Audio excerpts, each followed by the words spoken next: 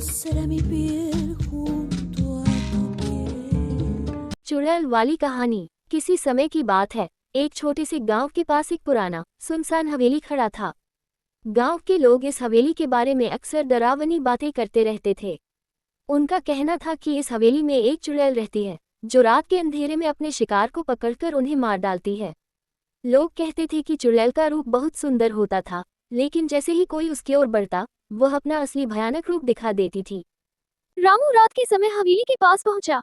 हवेली के अंदर सन्नाटा छाया हुआ था और घना अंधेरा था। वह धीरे धीरे हवेली में घुसा और उसकी हर एक दीवार, हर एक कोने को देखने लगा। तभी अचानक एक आवाज आई, तुम कौन हो? रामू मुड़कर देखा तो एक बहुत ही सुंदर औरत सामने खड़ी थी। उसकी आंखें चमक रही थीं और उसका चेहरा बहुत ही आकर्षक था। वह औरत बोली, तुम मेरे पास आओ, मैं तुम्हें। चुड़ैल ने कहा, तुम अब मेरे जाल में फंस चुके हो, कोई नहीं बच सकता है मेरे हाथों। रामू ने डर के बजाय अपनी सूझबूझ का इस्तेमाल किया। उसने चुड़ैल से कहा, तुम जो भी हो, तुम्हें मेरे सामने नहीं आना चाहिए। चुड़ैल ने कहा, तुम अब मेरे जाल में फंस चुके हो, कोई नहीं बच सकता है मेरे हाथों। रामू, जो अपनी बहादुरी पर गर्व कर रहा था, उस औरत के पास बढ़ने लगा। लेकिन जैसे ही वो पास गया, अचानक उस औरत का चेहरा बदल गया। उसकी सुंदरता गायब हो गई और उसके चेहरे पर डरावनी मुस्कान आ गई। उसकी आंखों में आग जलने लगी और उसका शरीर भूतिया रूप में बदलने लगा। वो कोई औरत नहीं। ये सुनते ही चुड़ैल का गुस्सा और भी बढ़ गया।